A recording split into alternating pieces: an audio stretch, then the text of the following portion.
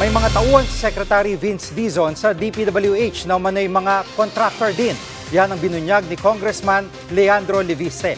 Live mula sa Kamara, nangunguna sa balita si Marian Enriquez. Marian, ano pa ang detalye nitong aligasyon ni Congressman Leviste kay Secretary Dizon?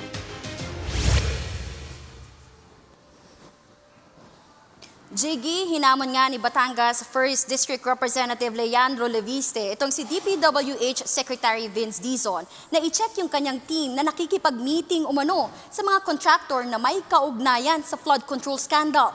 Ayon kay Leviste, may mga appointee si Dizon sa DPWH na pawang mga contractor. Hindi pinangalanan ni Leviste yung mga naturang DPWH appointee at inamin din niya ang pawang mga hearsay o narinig lang niya ito, pero duda raw yung kongresista kung paano ngang magkakaroon ng transparency sa investigasyon sa flood control projects at umaalis yung korupsyon sa ahensya kung may koneksyon sa mga contractor itong ilang tao ni Dizon. Pakinggan natin itong pahayag ni Congressman Leviste. If it's true that new appointees in DPWH have interests in companies that do business with DPWH, are we sure that there will be no conflict of interest in the awarding of contracts under the new leadership at DPWH? And why then has this not been previously disclosed? Jiggy, sa gitna pa nga ng press conference kanina ni Leviste sa Kamara, may tumawag sa kanya mula raw sa opisina ni Secretary Dizon. Pakinggan natin ito. I really don't know who's the contractor in your team. But if you can ask them and come clean to the public, then that would, I think, be a sign that there's real change now in DPWH. I have not even been told who in your team is a contractor. I'm just relaying what I heard. At Marian, may pahayag na ba si Secretary Dizon sa mga aligasyong ito? Kasi parang hindi rin sigurado si Congressman Leviste sa mga sinasabi niya.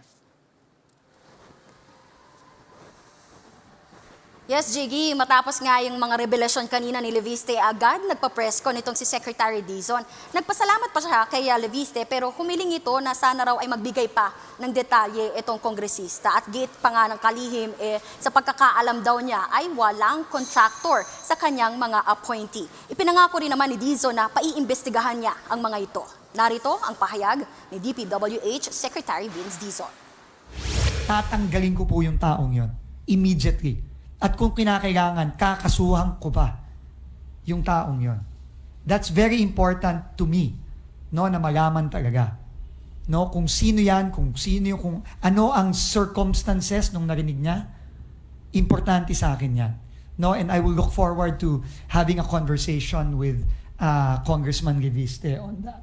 No, so very, very, very clear. No, hindi ko papalampasin yan. Yan muna ang latest dito sa Kamara. Balik sa iyo, Jiggy. Yan ang ulat ni Marian Enriquez mula sa Kamara.